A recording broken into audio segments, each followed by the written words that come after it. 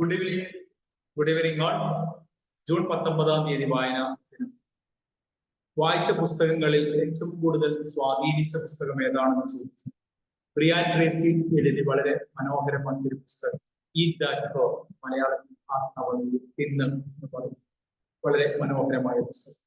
ആ പുസ്തകം വായിക്കാൻ അല്ലെങ്കിൽ ആകർഷിക്കപ്പെടാൻ ഒരുപാട് കാര്യം.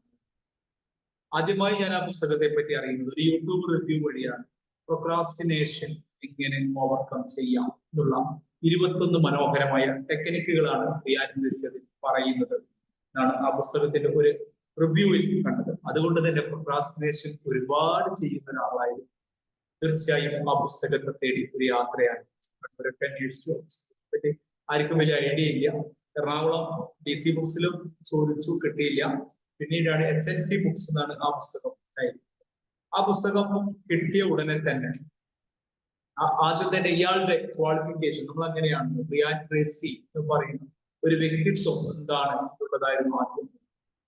അപ്പോഴാണ് മനസ്സിലായത് ഇന്നത്തെ ഏറ്റവും പ്രശസ്തമായ കമ്പനി IBM, മൈക്രോസോഫ്റ്റ്, സിറോക്സ് ഇങ്ങനെയുള്ള പല കമ്പനികളുടെയും മാനേജ്മെന്റ് വിദഗ്ധനാണ് ബ്രിയാൻ ട്രേസി. മാനേജ്മെന്റ് കൺസൾട്ടന്റ് ആണ് ബ്രിയാൻ ട്രേസി.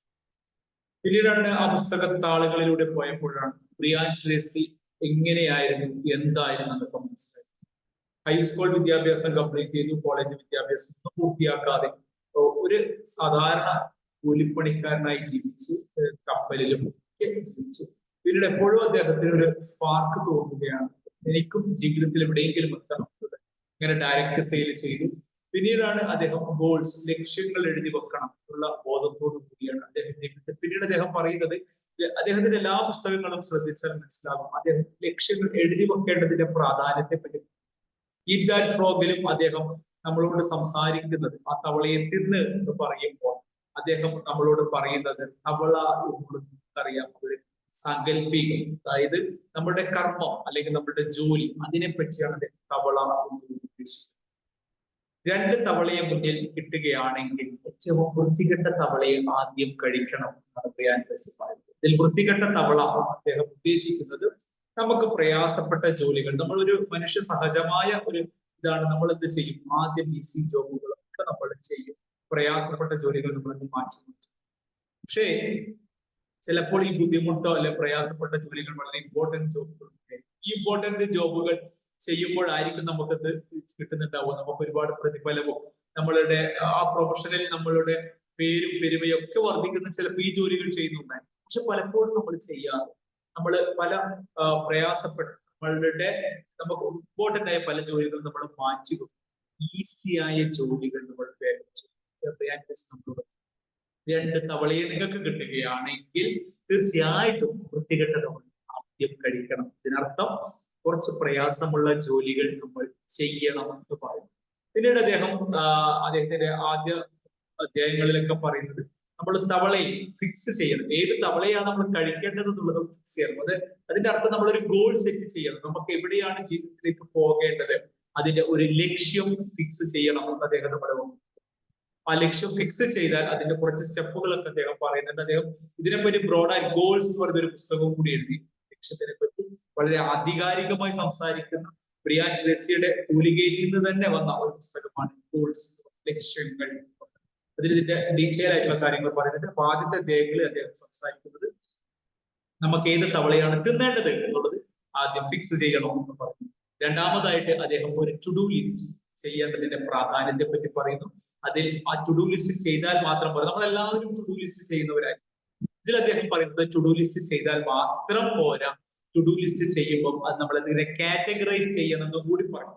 അതായത് ഏറ്റവും പ്രധാനപ്പെട്ടത് ഇപ്പൊ അതിനെ A കാറ്റഗറിയിലും ഇത്രത്തോളം പ്രാധാന്യമല്ലാതെ B കാറ്റഗറിയിലും C കാറ്റഗറിയിലെ നമുക്ക് ഡെലിഗേറ്റ് ചെയ്യാൻ പറ്റുന്ന വർക്കുകൾ ഡെലിഗേറ്റ് D കാറ്റഗറിയിലൊക്കെ പെടുത്തുന്നത്. ഇപ്പൊ A കാറ്റഗറിയിൽ ഒരു എക്സാമ്പിൾ പറയാം.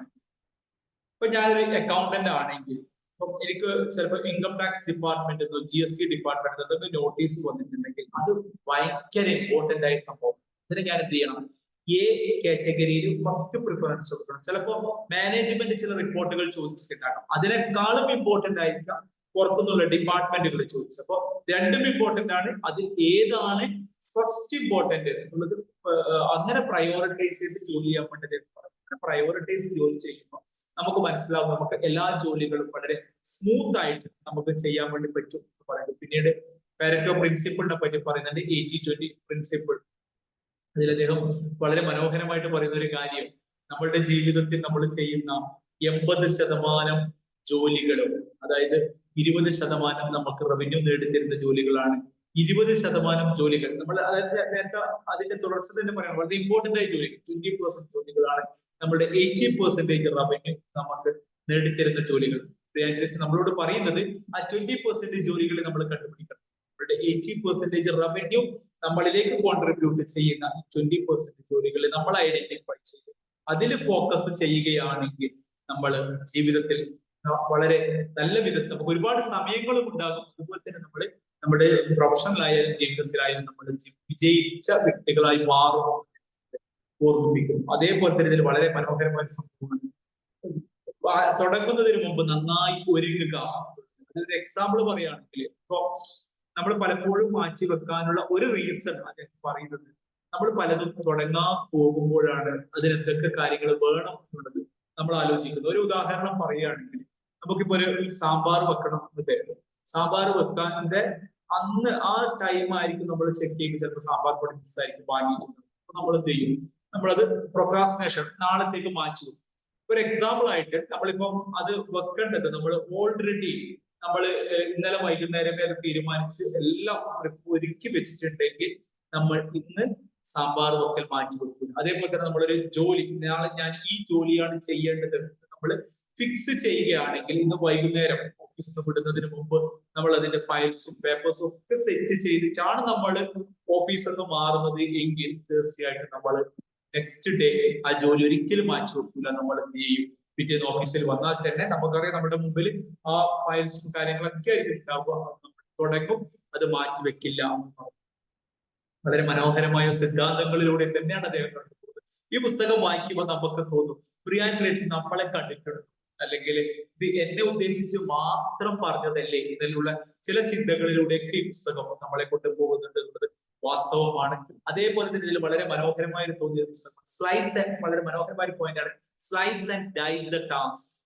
അതായത് പല ജോലികളും അദ്ദേഹം നമ്മളോട് പറയുന്നത്, നമ്മൾ ആ ജോലിയുടെ ഭീകരത കണ്ടിട്ടൊക്കെ നമ്മൾ ആ ജോലി ചെയ്യാറുണ്ട്, മാറ്റി വെക്കാറുണ്ട്. ഇത് ചെയ്താൽ ഇന്ന് തീരൂല, അല്ലെങ്കിൽ ഇത് ഒരു 5-6 മണിക്കൂറെങ്കിലും മിനിമം വേണ്ടി വരും ഈ ജോലി ചെയ്യാൻ. അങ്ങനെ നമ്മൾ ചിന്തിച്ചിട്ട് പലപ്പോഴും നമ്മൾ നമ്മളുടെ ജോലികൾ മാറ്റി വെക്കാറുണ്ട്. അപ്പൊ അദ്ദേഹം നമ്മളോട് പറയുന്നത്, ആ വലിയ ജോലികളെ നിങ്ങൾ എന്ത് ചെയ്യണം, ചെറിയ ചെറിയ കഷ്ണങ്ങളാക്കി നിങ്ങൾ മാറ്റുകയാണെങ്കിൽ നമുക്ക് ജോലികൾ വളരെ മനോഹരമായിട്ട് ചെയ്തു തീർക്കാൻ പറ്റും. ജോലികൾ, വലിയ ജോലികളെ നമ്മൾ ചെറിയ ചെറിയ ചെറിയ പീസുകളാക്കി മാറ്റിയിട്ട് ആ ചെറിയ ചെറിയ പീസുകൾ നമ്മൾ വേഗം വേഗം തീർക്കുകയാണെങ്കിൽ തീർച്ചയായിട്ടും ആ ജോലികൾ നമുക്ക് വളരെ മനോഹരമായിട്ട് ചെയ്തു തീർക്കാൻ പറ്റും. അദ്ദേഹം നമ്മളോട് പറയുന്നു. ഇങ്ങനെ പുസ്തകം മുഴുവനായി ഞാൻ പറയുന്നില്ല, തീർച്ചയായിട്ടും ഓരോ വ്യക്തികളും വായിച്ചിരിക്കേണ്ട ഒരു പുസ്തകം തന്നെയാണ്. ബ്രിയാൻ ട്രേസിയുടെ ഒരു ബുക്ക് വായിക്കുമ്പോൾ നമുക്ക് കിട്ടുന്ന, നമ്മളിപ്പോ ഒരു മടിയനായിട്ടൊക്കെ ഇരിക്കുകയാണെങ്കിൽ ബ്രിയാൻ ട്രേസി നമ്മളെ ജോലി ചെയ്യാൻ വല്ലാതെ പ്രേരിപ്പിക്കുന്ന ഒരു എഴുത്തുകാരനാണ്, പരിശീലകനാണ്, മാനേജ്മെന്റ് കൺസൾട്ടന്റ് ആണ്. തീർച്ചയായും പറ്റുമെങ്കിൽ ആ പുസ്തകം വായിക്കണം.